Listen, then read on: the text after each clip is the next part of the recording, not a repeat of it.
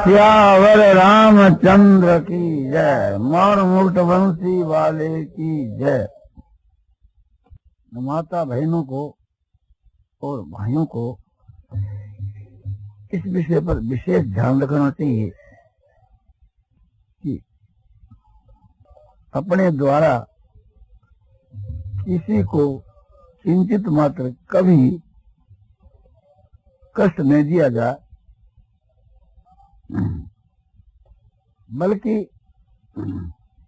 हर एक प्रकार से मन से, तन से, धन से दूसरे को सुख पहुंचाने की चेष्टा करनी चाहिए। सबको जैसे परम हित हो यो ख्याल रखना चाहिए।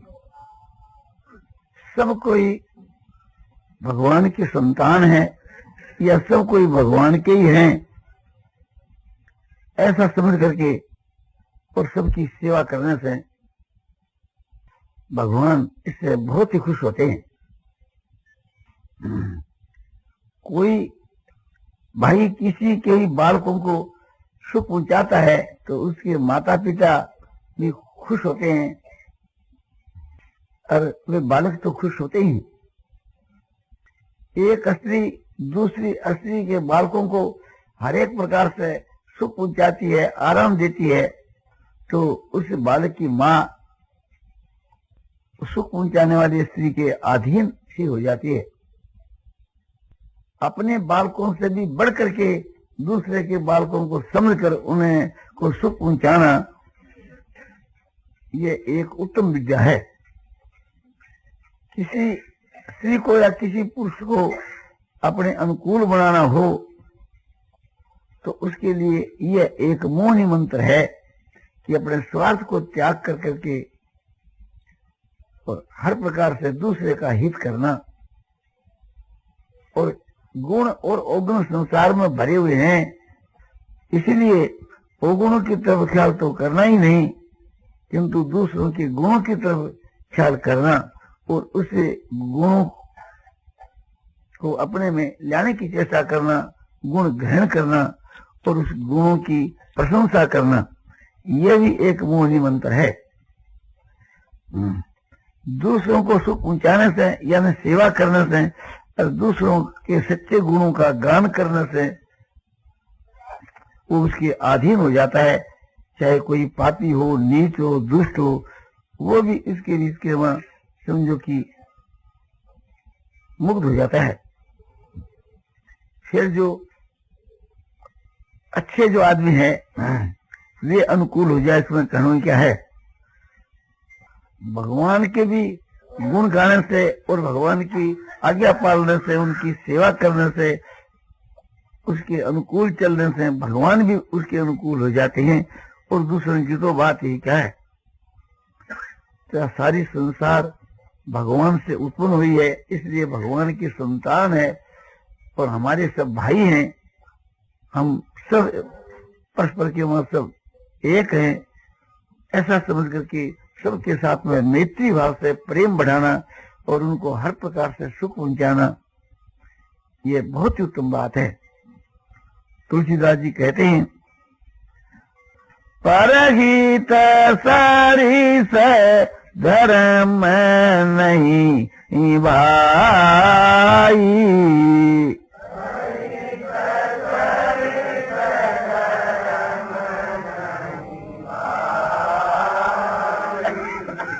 पर पीड़ा सम नहीं अरमाई।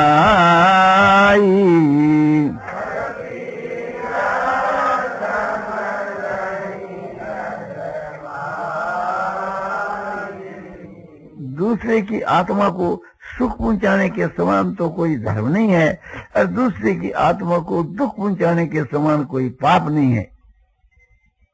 जो स्त्रियां आपसी के बीच के वहां एक दूसरे को दुख देती है, जो भाई आपसी के बीच के वहां एक दूसरे को दुख देता है, वे सभी मर करके घोर नरक में जाते हैं।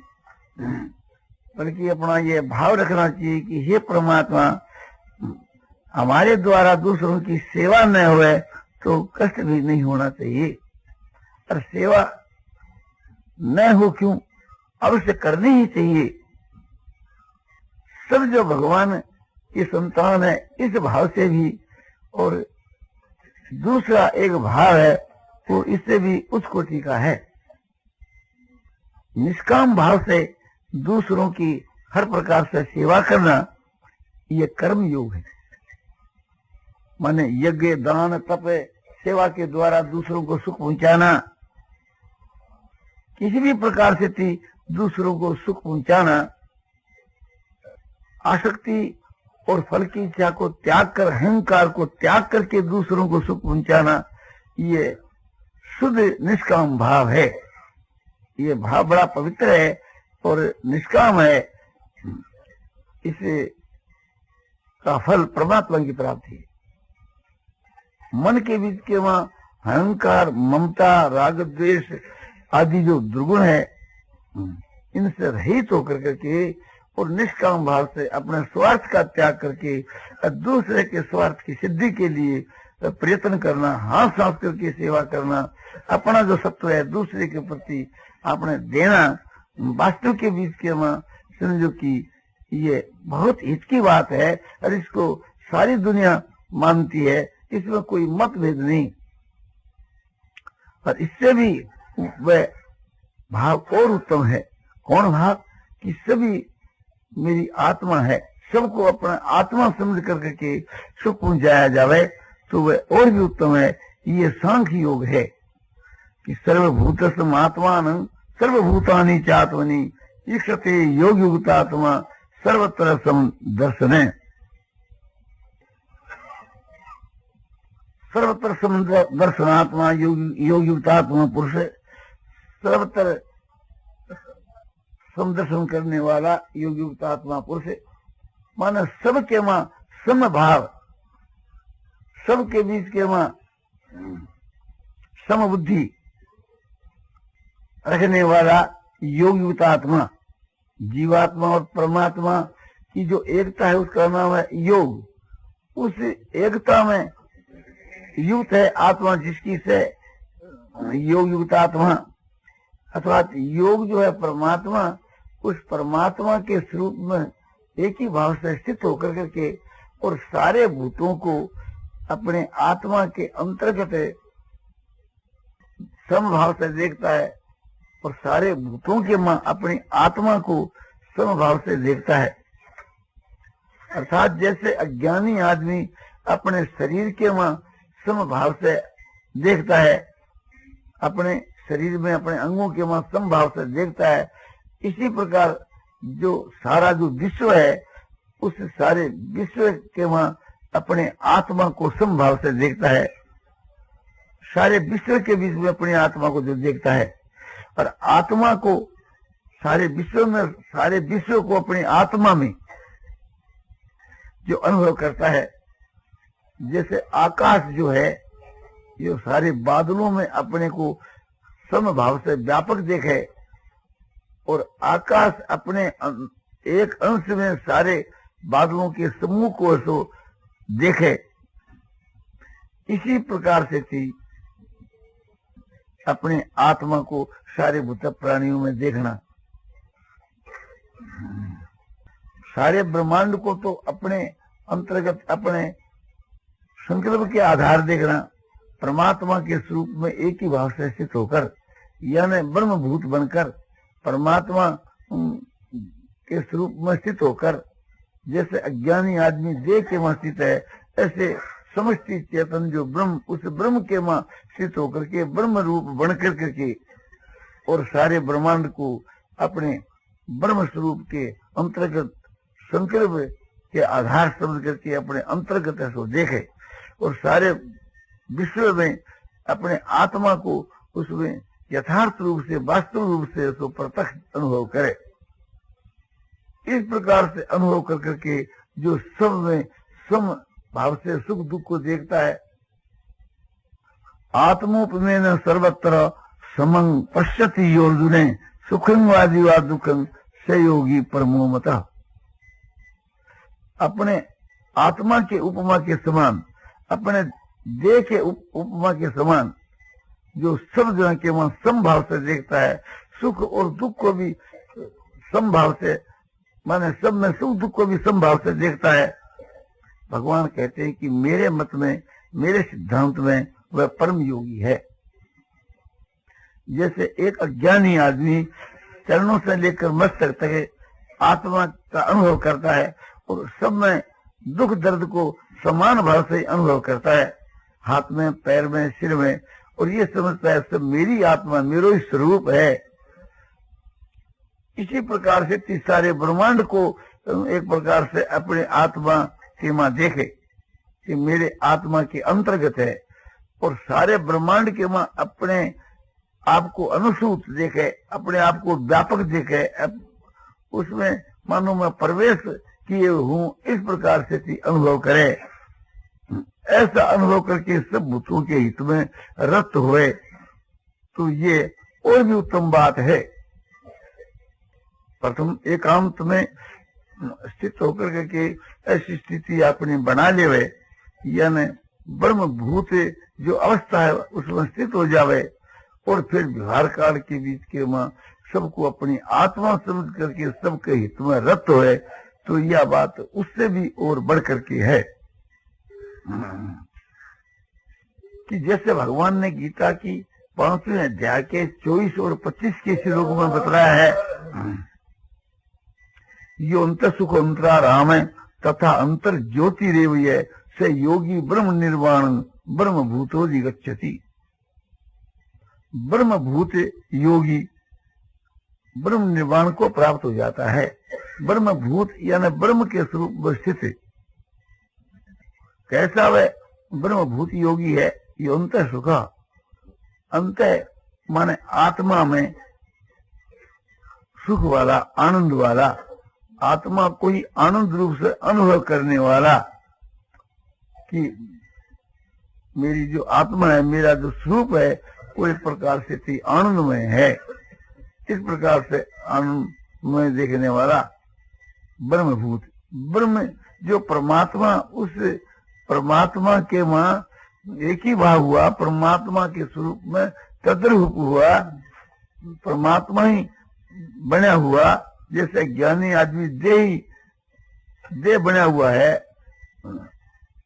इस प्रकार से थी ब्रह्मभूत पुरुष, ब्रह्म स्वरूप बना हुआ पुरुष, उस ब्रह्म को ही आनंद रूप से अनुभव करे कि ब्रह्म सो आनंदमय है।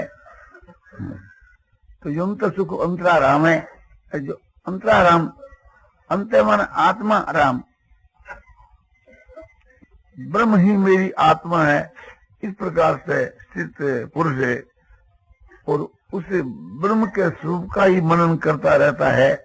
वो मनन करना ही उसमें क्रीड़ा है, उसी को आराम कहते हैं।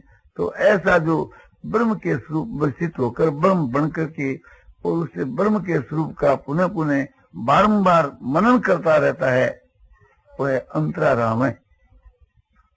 और ऐसा जो ब्रह्म का जो स्वरूप है वो आनंद स्वरूप है, चिन्मय है, वो आनंद है, वो चेतन है, चेतन वही आनंद है। इस प्रकार से थी ब्रह्म के स्वरूप में अभेद रूप से स्थित हुआ, ब्रह्म स्वरूप बना हुआ, और अपना जो ज्ञान स्वरूप है, चिन्मय स्वरूप है, उससे को अनुभव करता है कि ब्रह्म जो है स्वयं ब्रह्म ही चेतन स्वरूप है, और चेतन है वो आनंद है, आनंद है वो चेतन है, दोनों एक ही बात है, दो नहीं है। ऐसा जो ब्रह्मभूत पुरुष है वह निर्वाण ब्रह्म को प्राप्त होता है, यानी शांति में जो ब्रह्म है उस शांति में ब्रह्म के स्वरूप को प्राप्त हो जाता है। ऐसा ब्रह्मभूत पुरुष है। व्यवहार काल के मां एक प्रकार से कैसा व्यवहार करता है, लभन्ते ब्रह्म निर्वाणम मनुष्य क्षीण कर्म था, लभन्ते ब्रह्म निर्वाणम मनुष्य क्षीण कर्म था, छिन्द्वेदायतात्मान सर्वभूत हिते रता। तो बताया जाता है कि ऐसे जो योगी हैं, महात्मा पुरुष हैं, जो ब्रह्म को प्राप्त हो चुके ब्रह्मभूत पुरुष, ऐसे ऋषि लभन्ते ब्रह्म निर्वाणम, ब्रह्म निर्वाण को प्राप्त होते हैं। कैसे ऋषि? क्षीण कर्मशा, जिनके वहां मल विक्षेप आवरण का नाम भी नहीं है, माना मल विक्षेप आवरण रूप पाप से जो रहित है, और क्षीण दीर्घा, और जो संशय से रहित है, जिसमें कोई प्रकार का संशय नहीं है, अरे जिनका अंतःकरण मन बुद्धि कंट्रोल में है जिसकी, और वे ऐसा जो महात्मा पुरुष जो सारे भूतों के हित में रत है, वे निर्वाण ब्रह्म को प्राप्त होते हैं। ये बात पहला कही थी। तो ये सांख्य योग के अनुसार साधन है। 24 के श्लोक का जो साधन है वो तो एकांत में बैठ करके और ध्यान का साधन है, और 25 का जो श्लोक बताया ये व्यवहार काल का है, क्योंकि इसमें सारे भूतों के हित में रत होने की बात कही है। सारे प्राणियों के वहां रत, जैसे अज्ञानी आदमी अपने स्वार्थ में रत है, अपने देह के सुख में रत है, ऐसे वो सारे भूतों में रत है, क्योंकि सारे भूत ही उसकी आत्मा है। इस वास्ते वो एक प्रकार से सबके हित में रत है। तो सबको भगवान की संतान समझ करके के और उनकी सेवा करता है, अपना भाई समझ करके के, उससे ये ज्यादा ऊंचे दर्जे की है। क्यों है कि काम पड़ने के ऊपर जहां अपना और अपने भाई का दोनों का एक प्रकार से कोई काम पड़ जाता है, संकट आ जाता है, तो जहां तक वो अपनी सेवा करता है, अपने हित के मारत अधिक होता है भाई की अपेक्षा। जहां अपनी आत्मा ही समझता है वहां वो विशेष उसके हित में रत हो जाता है। इसलिए एक प्रकार से ये उत्तम है। और इससे भी उत्तम वह है कि सब में परमात्मा परिपूर्ण है, या सभी परमात्मा को स्वरूप है, अपना इष्ट देव मान कर करके और सबके हित में जो व्रत होता है वो इससे भी बढ़ करके है। क्योंकि काम पड़ने के ऊपर अपने कष्ट को नहीं देखता और स्वामी के कष्ट को अधिक रूप से देखता है। सब संसार को नारायण समझ करके जो सेवा करता है वो अपने कष्ट सह करके भी दूसरों का हित करता है। तो इसलिए इस प्रकार समझ करके सेवा करना और भी उत्तम है कि हमारा इष्ट देव जो परमात्मा वे सबके बीच के वहां व्यापक हैं, कि जैसे सारे भूतों के वहां आकाश व्यापक है, इस तरह से परमात्मा सब में व्यापक है। इसलिए सबकी सेवा है तो परमात्मा की सेवा है। इस प्रकार से अनुभव कर करके और जो सबकी सेवा करता है वो परम सिद्धि को प्राप्त हो जाता है। ये तय प्रवृत्ति भूता नाम ये न संविदं तम स्वकरुणाप्तम धैर्य सिद्धि विनती मानव है। ये तय प्रवृत्ति भूता नाम, जिससे सब भूतों की उत्पत्ति हुई है, और जो परमात्मा सारे भूतों के बीच के वहां व्यापक है, उस परमात्मा को अपने कर्मों के द्वारा पूज करके मनुष्य परम सिद्धि को प्राप्त हो जाता है। अपने अपने कर्मों के द्वारा, अपने अपने वर्ण आश्रम कर्मों के द्वारा, या असली है तो अपने पातिव्रत धर्म के द्वारा, या समझो कि किसी भी प्रकार से थी, समझो कि सबके मां भगवान समझ करके परमात्मा सबके मां परिपूर्ण है, इसलिए सबकी सेवा ही परमात्मा की सेवा है। ऐसा समझ करके जो सेवा करता है निष्काम भाव से, वो शीघ्र ही परमात्मा को प्राप्त हो जाता है। और ये सबसे उच्च कोटि का भाव है, सब में जो भगवत बुद्धि होनी। इसके लिए तुलसी के प्रमाण के बीच के वहां भगवान श्री रामचंद्र जी जो है सो हनुमान को उपदेश दे रहे हैं। समदरसी मोई कह सब को।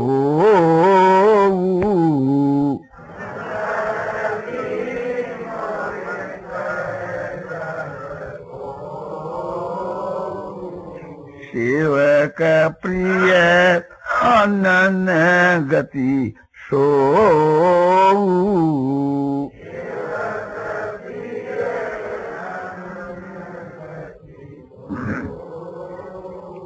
मुझको सब कोई समदर्शी कहते हैं, किंतु जो मेरा अनन्य भक्त है वो मुझको अधिक प्यारा है। समोहं सर्वभूतेषु न मे द्वेषस्ति न प्रिय, ये भजन्ति तु मां भक्त्या मयि ते तेषु चाप्यहम्। भगवान कहते हैं गीता की 9वें अध्याय के 29 के श्लोक में कि समोहं सर्वभूतेषु न मैं द्वेषस्ति न प्रिय, मैं सारे भूतों के वहां समभाव से स्थित हूँ।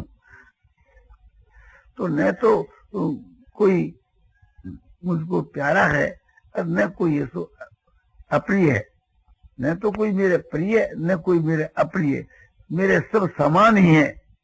किंतु जो भक्ति से मुझको जो भजते हैं वे मेरे हृदय में हैं और मैं उनके हृदय में हूँ। यह तुलसीकृत रामायण के बीच के वहां इसके नाकाल में हनुमान के प्रति भगवान कहते हैं, सो अनन्य जाकी ऐसी मति न तरे हनुमंत।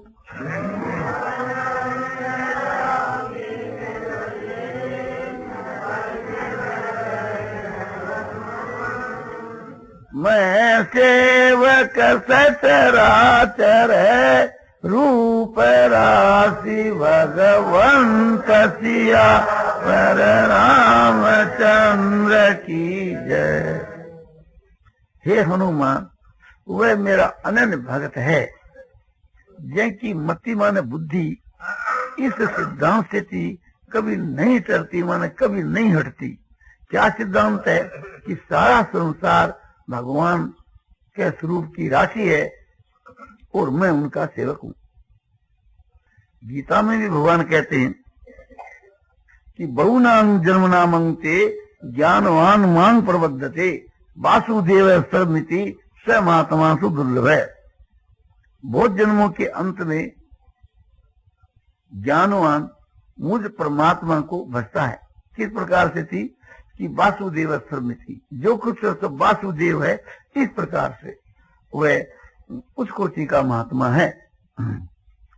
तो इस श्लोक को भक्ति मार्ग वाला भक्ति पर्क में लेते हैं और ज्ञान मार्ग वाला ज्ञान पर्क में लेते हैं।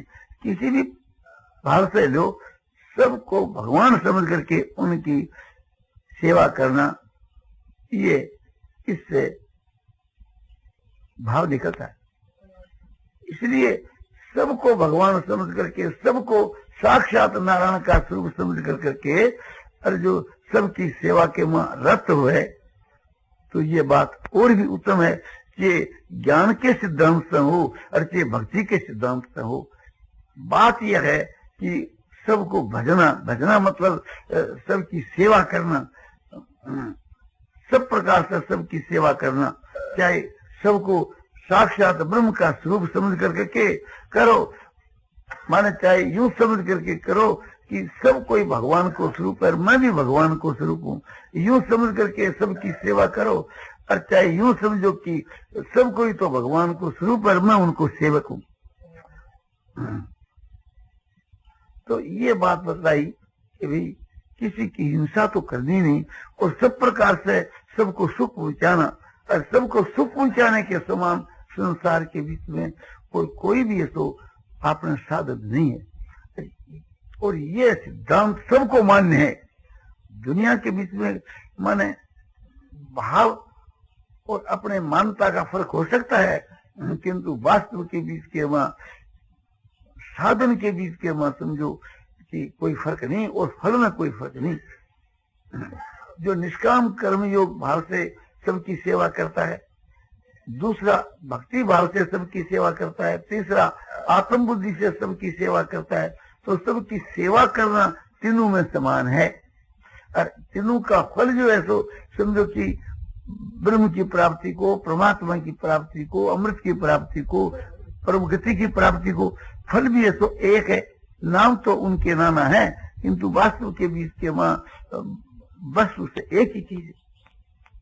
तो किसी भी सिद्धांत को मान कर करके अरे सबकी सेवा के मां रत होना चाहिए, तन मन धन से।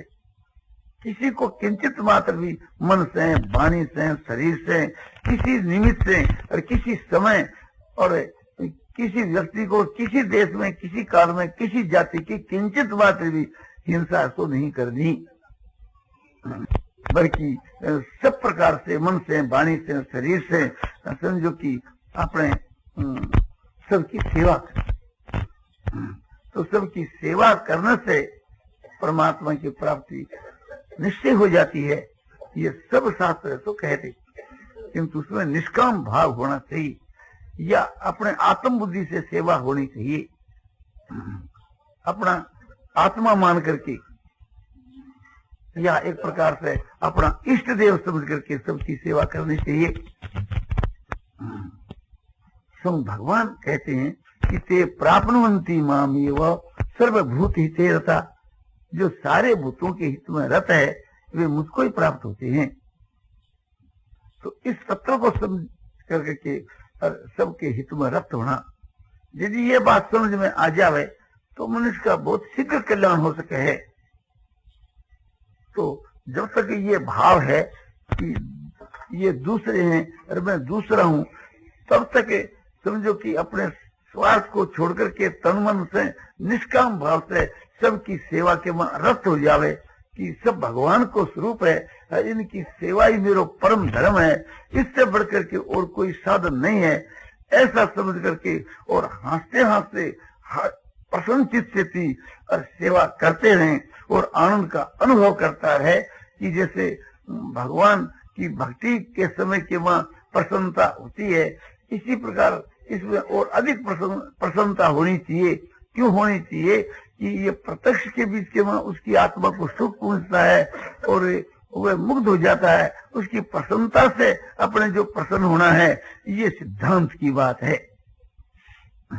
माता बहना समझो कि जो सेवा किया करती है बालकों की और सबकी, और उसमें सेवा करके कष्ट बोध करती है, तो वो वास्तव के बीच के वहां सेवा का जो तत्व है रहस्य वे समझिए नहीं कि वास्तु के बीच के वहां जब ये अनुभव हो जाता है कि परमात्मा सबके वहां एकदम प्रत्यक्ष है, सबकी आत्मा ही परमात्मा है, सबकी सेवा ही परमात्मा की सेवा है, तो फिर उत्तरोत्तर उसको प्रसन्नता ही होनी चाहिए। जैसे भगवान की सेवा करने से प्रसन्नता होती है, उससे बढ़कर के प्रसन्नता होनी चाहिए। भगवान की सेवा करने से समझो कितना आनंद आता है, इसी प्रकार से उसके वहां प्रसन्नता आनी चाहिए, प्रसन्नता होनी चाहिए, आनंद के वहां मुग्ध हो जाना चाहिए। फिर वो सेवा उससे कभी छूट नहीं सकती, उसको तो रस आता है, प्रत्यक्ष में आनंद का अनुभव होता है। जब अपनी आत्मा समझ करके सेवा करने से भी प्रसन्नता होती है, तो फिर परमात्मा समझ करके सेवा करने से तो और विशेष प्रसन्नता होनी चाहिए। जैसे साधुओं की, महात्मा पुरुषों की सेवा करने से प्रसन्नता होती है, तो उससे बहुत ज्यादा प्रसन्नता होनी चाहिए सबको परमात्मा समझ करके या सब में परमात्मा समझ करके। सब में परमात्मा समझ करके सेवा करना और सबको परमात्मा समझ करके सेवा करना, परिणाम के बीच के मां एक ही बात है कि यो मां पश्यति सर्वत्र सर्वं च मयि पश्यति